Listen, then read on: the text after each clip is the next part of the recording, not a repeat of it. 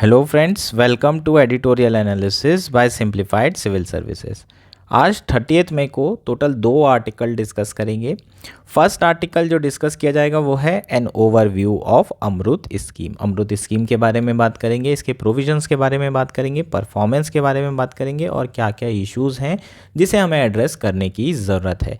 ये सारे aspect cover किए जाएंगे। एक मेंस का क्वेश्चन तैयार करेंगे। क्वेश्चन रहेगा critically evaluate the performance of AMRUT scheme. Next article जो डिस्कस करेंगे वो है नेतन्याहू वॉर। इम्पॉर्टेंट आर्टिकल है। रिसेंटली राफा सिटी बहुत ज़्यादा न्यूज़ में है, सोशल मीडिया में आपने देखा होगा। तो ये कैंपेन क्या है, इसके बारे में बात करेंगे। कितना सही कैंपेन है, क्या इसमें इंडिया का जो समर्थन है पैलेस्टीन के लिए वो सही है या नहीं है। और ये जो वॉर चल रही है ये अब इज़राइल की वॉर ना होते हुए कैसे नेतन्याहू जो प्राइम मिनिस्टर हैं उनकी वॉर बन चुकी है, प्लस यूनाइटेड स्टेट का इसमें क्या रोल है, इस पर चर्चा की जाएगी। बहुत इंटरेस्टिंग और इम्पॉर्टेंट ये हमारा आर्टिकल रहेगा।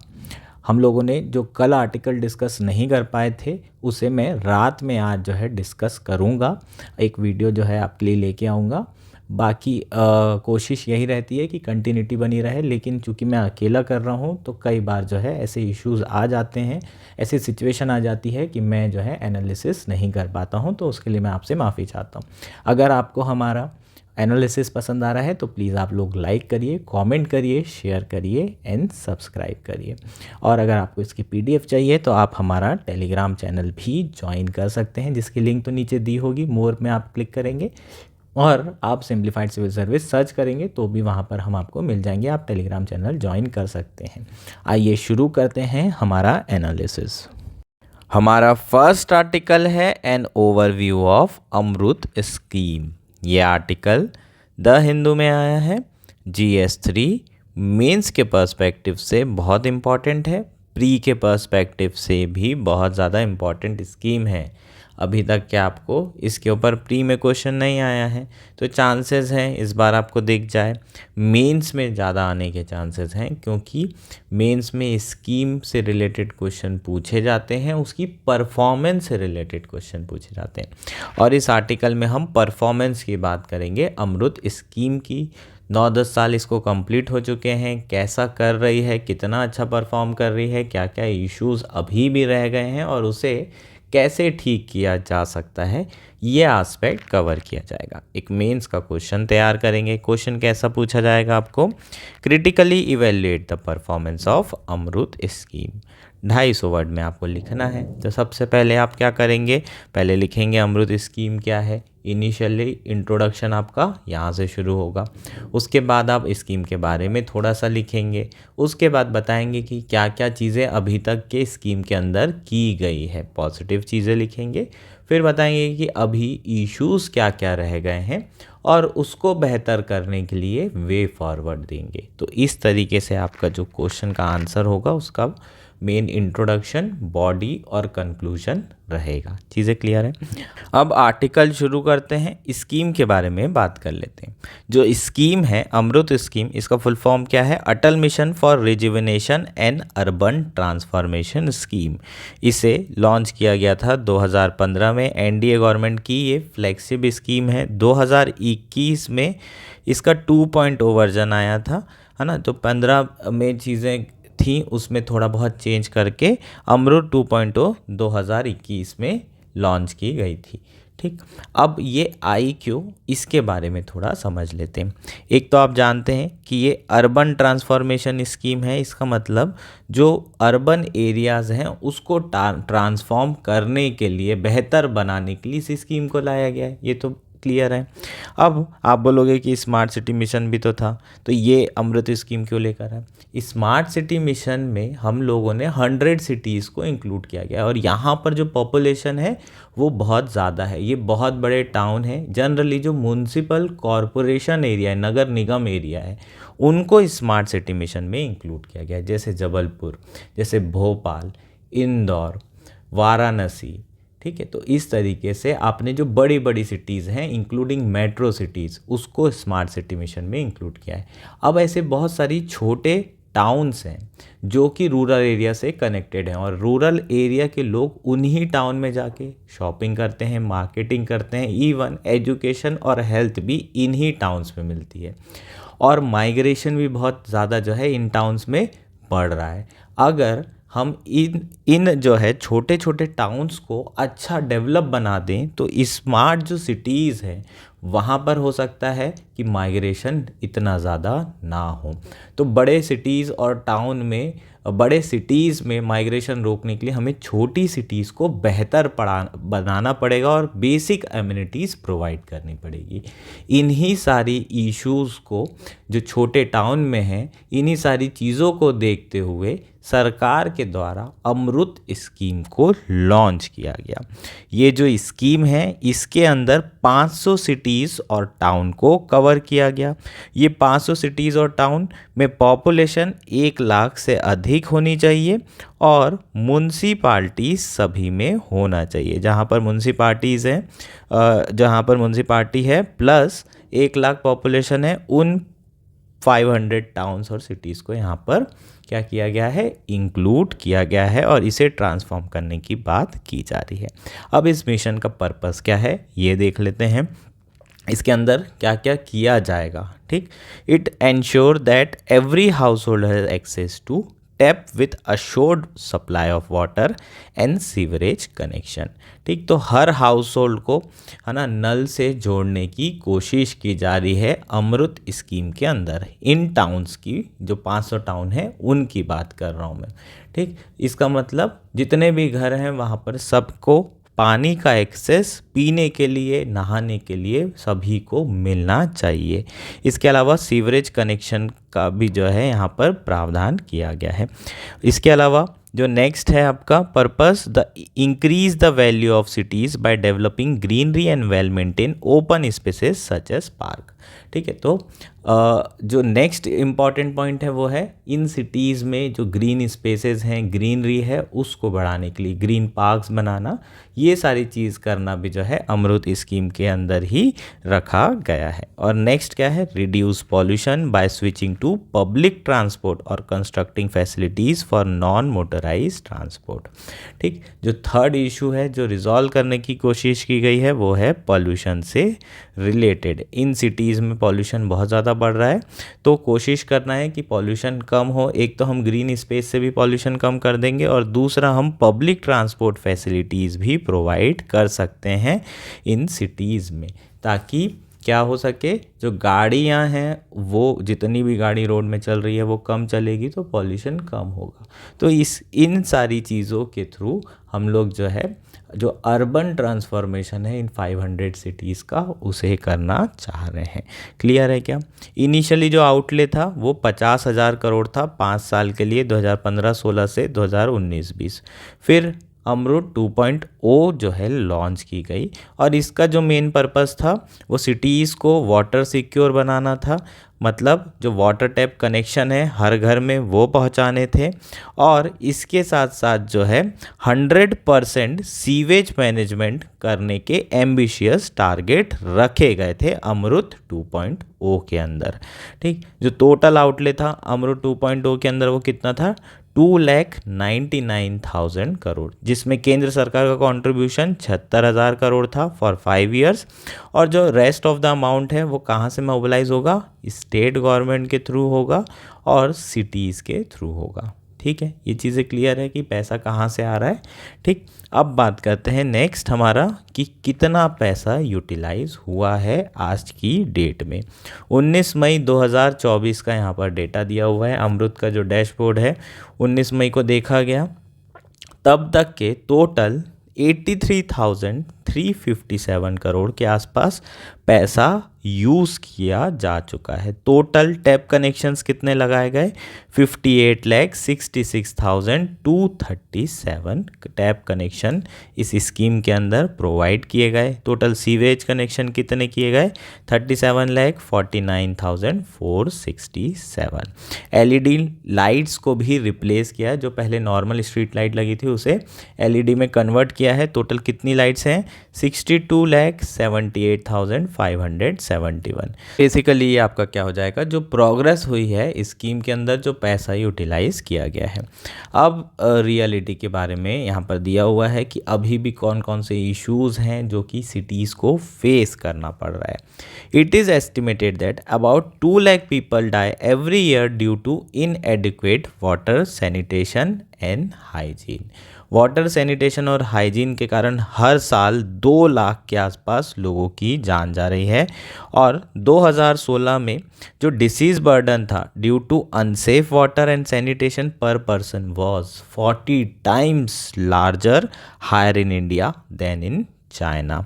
तो इंडिया में जो हाइजीन इशू है, लैक ऑफ वाटर एक्सेस है और lack of clean water access है, इन सारे इश्यूज़ के कारण बहुत लोगों की जान जा रही है। और ये जो नंबर है 2016 में जो था, ये नंबर कम नहीं हुआ है, जबकि ये स्कीम जो है चल रही है, ज़्यादा इसमें इम्प्रूवमेंट देखने को नहीं मिला है। टोटल 150 रिजर्वायर हैं जो कि केंद्र सरकार मॉनिटर करती है इरिगेशन और ड्रिंकिंग पर्पस के लिए।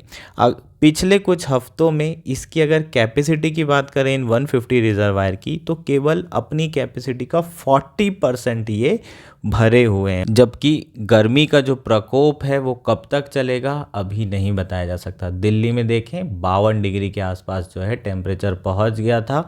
वाटर क्राइसिस ऑलरेडी दिल्ली में हो चुका है, क्योंकि ये नेशनल कैपिटल है। फ्रंट पेज में न्यूज़ आ रही है, ऐसे कई जो है टाउन्स होंगे जहाँ पर वाटर क्राइसिस हो रहा होगा, पानी की समस्या आ रही होगी। और ये प्रकोप कब तक चलेगा गर्मी का कहना मुश्किल है। हालांकि आईएमडी ने कहा है कि जल्द ही मानसून आएगा, लेकिन आईएमडी पिछले 10 में से 7 बार जो है प्रेडिक्शन गलत कर चुका है, तो उस पर ट्रस्ट करना इतना आसान नहीं होगा। जब भी हम देखते हैं अरे नहीं पानी तो नहीं आने वाला है, उसी समय पानी गिर जाता है।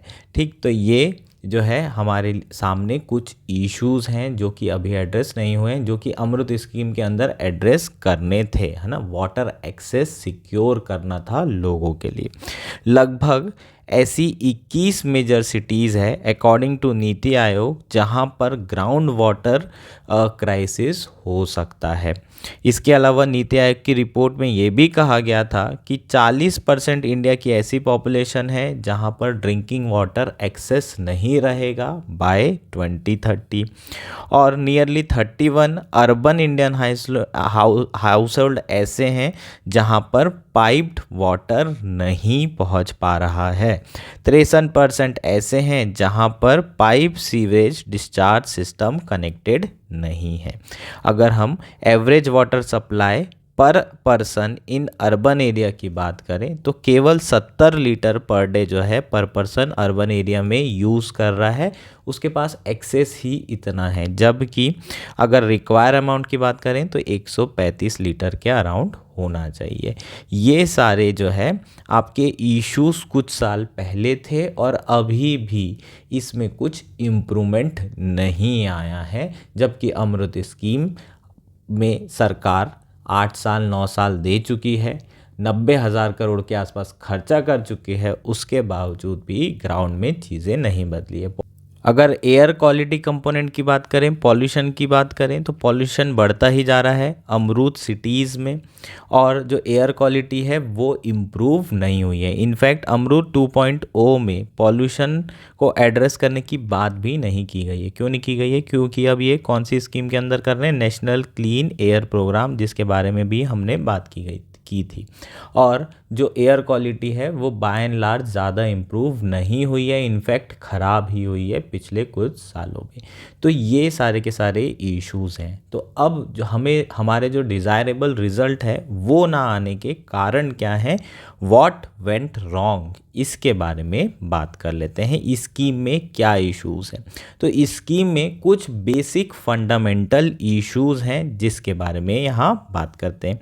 सबसे पहले जो स्कीम की अप्रोच है वो ही सही नहीं है। प्रोजेक्ट ओरिएंटेड अप्रोच इसमें फॉलो की जा रही है रेदर देन होलिस्टिक अप्रोच। जब आप एक सिटी को एक लैंडस्केप को डेवलप कर रहे हैं तो आप एक सिंगल प्रोजेक्ट लेकर के उसको उसमें जो टारगेट्स हैं उसे कंप्लीट करने के बारे में नहीं सोच सकते। जब भी आप अगर एक पूरी सिटी को डेवलप करना चाहते हैं तो आपको उसे हर एंगल से सोचना होगा और सारे प्रोजेक्ट एक दूसरे को कॉम्प्लीमेंट करते होना चाहिए। ऐसा नहीं कि एलईडी जो है आपने रिप्लेस कर दी है ना, जो आपके वाटर टैप कनेक्शन थे बस वो दे दिया। आपके जितने भी प्रोग्राम हैं वो इस तरीके से होना चाहिए कि एक होलिस्टिक अप्रोच हो। अगर वाटर अवेलेबिलिटी की बात कर रहे हैं तो सिर्फ टैप लगाना ही नहीं, रेन वाटर हार्वेस्टिंग को भी यहाँ इंक्लूड करना चाहिए था। छोटे छोटे जो घर हैं वहाँ पर रेन वाटर हार्वेस्टिंग कैसे लगाई जा सकती थी वो कम। तो एक सिटीज़ को कंप्लीट डेवलप करने के लिए जो अप्रोच होनी चाहिए वो होलसम अप्रोच होना चाहिए, और ये होलिस्टिक अप्रोच होनी चाहिए थी स्कीम में, लेकिन ये नहीं थी। इसलिए जो प्रोग्राम है उसकी जो बेसिक फंडामेंटल है उसी में एक बहुत बड़ा इशू है। और ये चीज़ें ना आप किसी भी स्कीम के बारे में लिख सकते हैं। इंडिया में मैक्सिमम स्कीम ऐसी होती है जिसकी जो अप्रोच है वो प्रोजेक्ट ओरिएंटेड अप्रोच होती है। और ये भारी भारी शब्दों का इस्तेमाल करिए, होपफुली ये शब्द समझ में आ गया। दूसरा जो इशू है वो क्या है, टॉप डाउन अप्रोच। तो जो गवर्नेंस आर्किटेक्चर है उसमें टॉप डाउन अप्रोच है। इसका मतलब क्या है, ऊपर से केंद्र सरकार और जो ब्यूरोक्रेट्स हैं वो इस स्कीम को प्लान भी कर रहे हैं और इम्प्लीमेंट भी कर रहे हैं। सिटी गवर्नेंस में जो प्राइवेट स्टेक होल्डर हैं वो जनरली मल्टीनेशनल कंपनीज़ हैं, उनसे राय ली जा रही है, वही इस प्रोग्राम को इम्प्लीमेंट करने में लगे। तो जो लोकल लोगों का पार्टिसिपेशन है वो ना के बराबर है, और उसके कारण जो है इस स्कीम का प्रॉपर इम्प्लीमेंटेशन भी नहीं हो पा रहा है। अब लोगों की डिमांड एक्स है, आप उन्हें दिए जा रहे हैं वाई, तो ये तो सही नहीं है। तो सबसे पहले जो लोकल लोगों की प्राथमिकता है, प्रायोरिटी है, उसको देखिए और उसके बाद डिसाइड किया जाना चाहिए। तो इसमें लोगों का पार्टिसिपेशन नहीं है, और इनफैक्ट जो लोकल गवर्नमेंट है उनका पार्टिसिपेशन भी नहीं है, प्लानिंग में भी और इम्प्लीमेंटेशन में भी। जनरली जो ब्यूरोक्रेट्स हैं, सिविल सर्वेंट्स हैं, वही इसे इम्प्लीमेंट कर रहे हैं। अगर लोकल गवर्नमेंट यहाँ पर इन्वॉल्व होती है तो उनको अकाउंटेबल करने के लिए लोग का पार्टिसिपेशन भी हो सकता है, लेकिन यहाँ पर लोकल गवर्नमेंट ही क्या नहीं है, पार्टिसिपेट नहीं कर रही है इस स्कीम में। तो ये एक बहुत बड़ा चैलेंज है। नेक्स्ट चैलेंज क्या है, one size fit all approach. पूरी 500 सिटीज़ में सिमिलर अप्रोच अपनाए जा रहे हैं।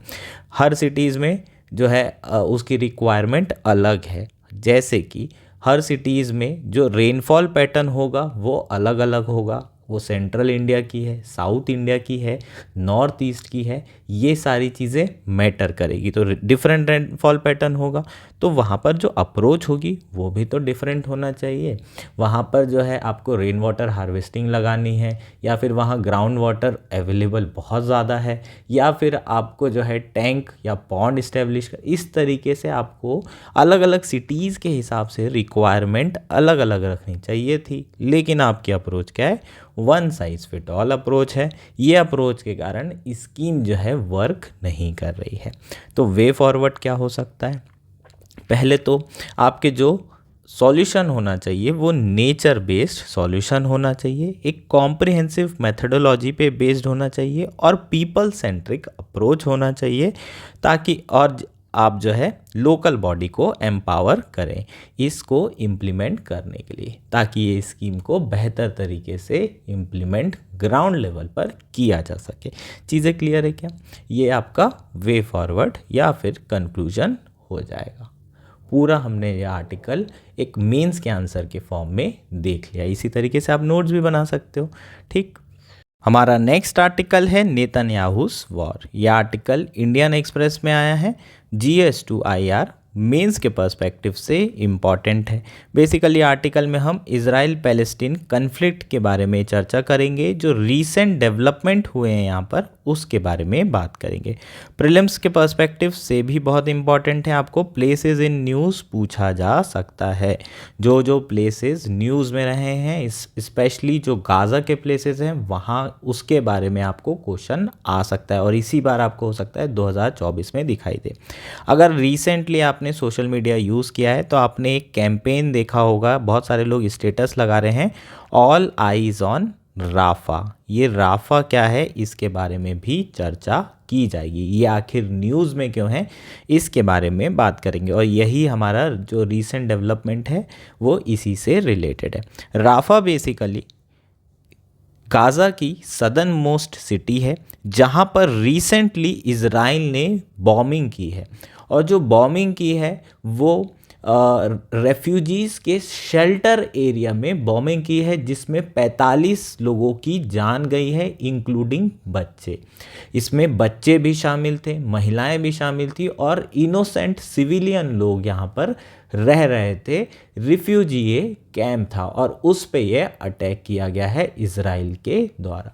तो बहुत सारे लोग इस अटैक के अगेंस्ट में जो है क्या कर रहे हैं, कैंपेन चला रहे हैं और इज़राइल को क्रिटिसाइज़ कर रहे हैं। और इसलिए ये कैंपेन चल रहा है ऑल आइज़ ऑन राफा, जिसमें ये बताने की कोशिश की जा रही है कि इज़राइल जो जीनोसाइड कर रहा है काउंटर अटैक के नाम पे, हमास ने जो अटैक किया उसके नाम पर ये सारी चीज़ें कर रहा है, सिविलियंस लोगों की जान ले रहा है, ये बिल्कुल सही नहीं है।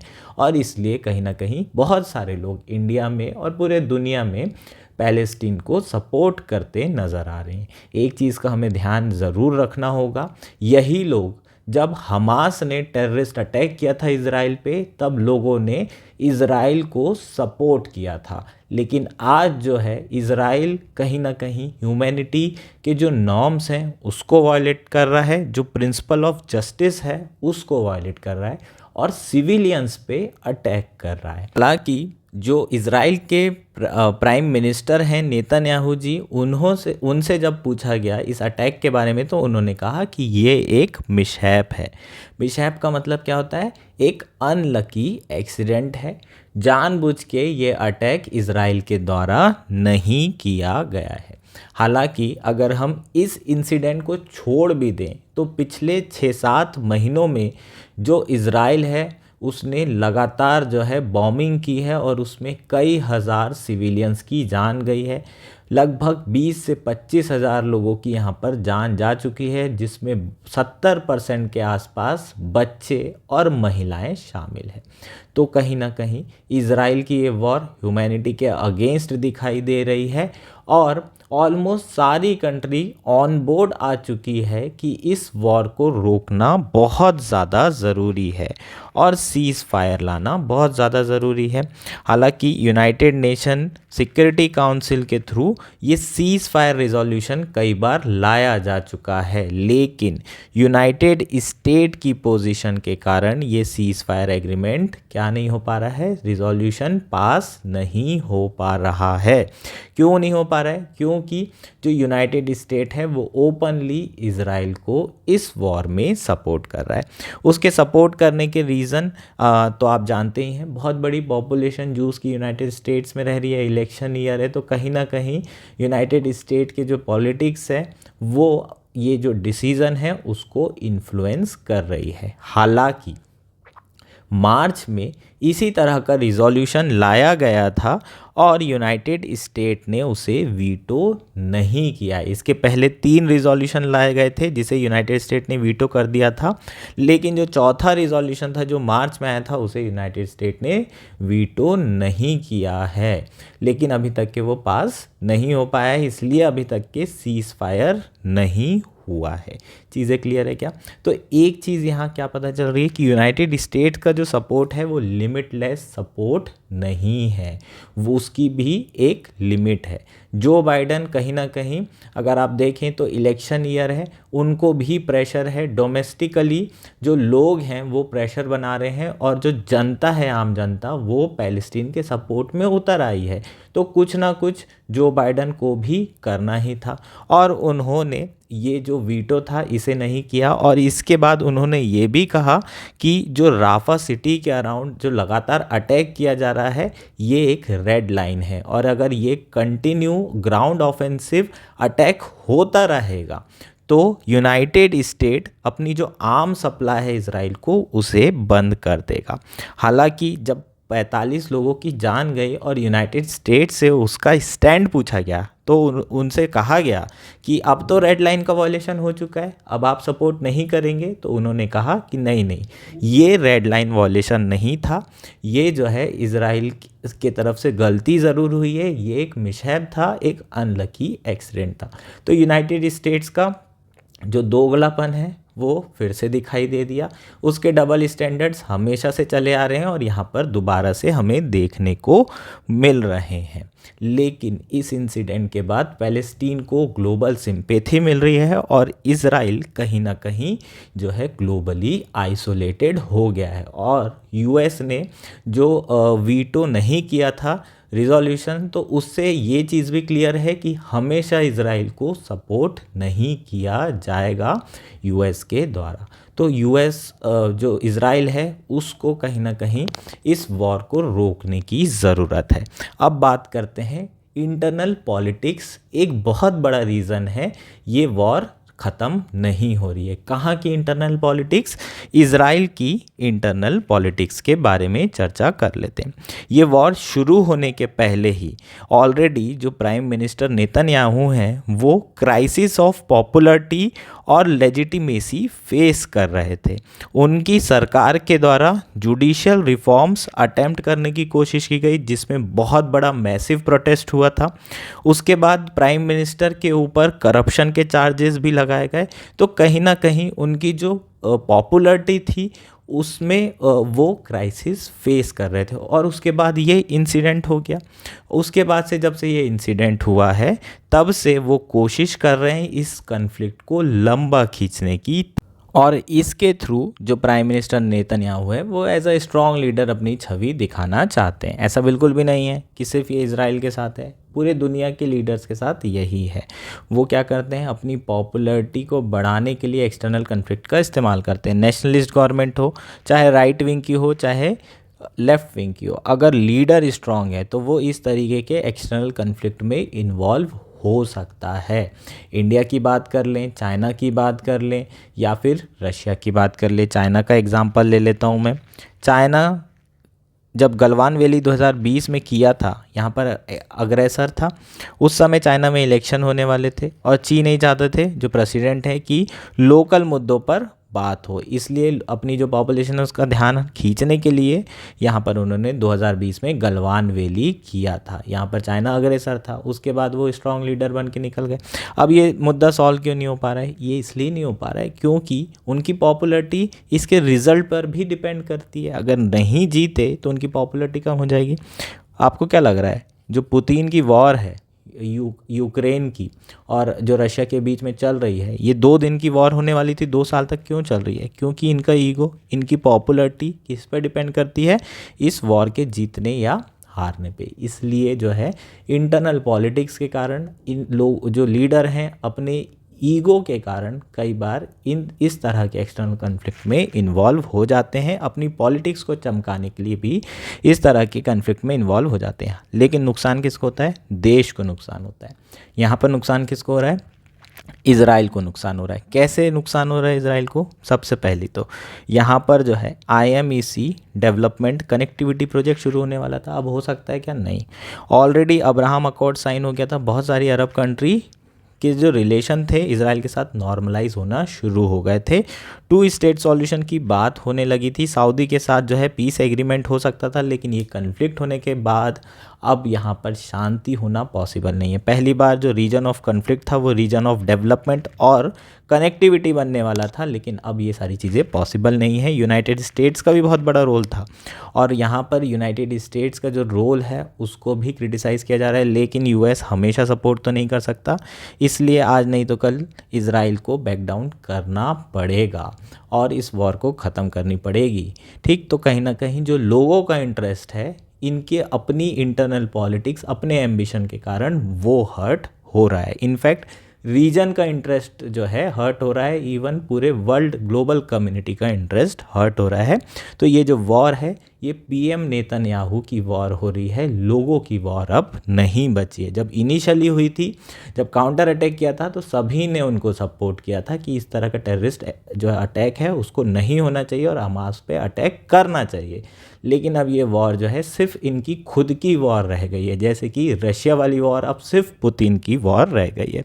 स्पेन, आइसलैंड और नॉर्वे रिसेंटली पड़े थे, उन्होंने रिकॉग्नाइज कर लिया है पैलेस्टीन को एज अ स्टेट इस वॉर के कारण, तो इजराइल का इंटरेस्ट हर्ट हो रहा है।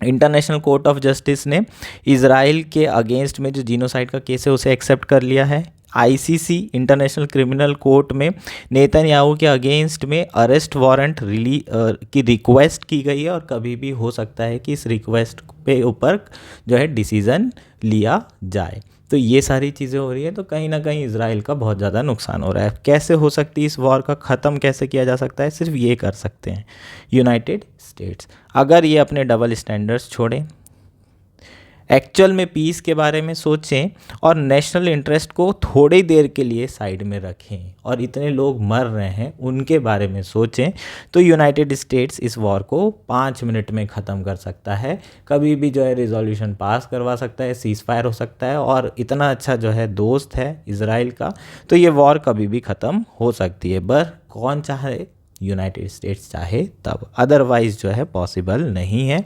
जब तक कि नेतन्याहू खुद से जो है ये फील नहीं करते कि यार ये जो है इज़राइल के इंटरेस्ट के अगेंस्ट में है, मैं अपने पर्सनल एम्बिशन, अपनी लीडरशिप, अपने सेल्फ प्रिजर्वेशन के कारण जो है इस तरीके से इज़राइल का इंटरेस्ट हर्ट नहीं कर सकता, इतने लोगों को मार नहीं सकता।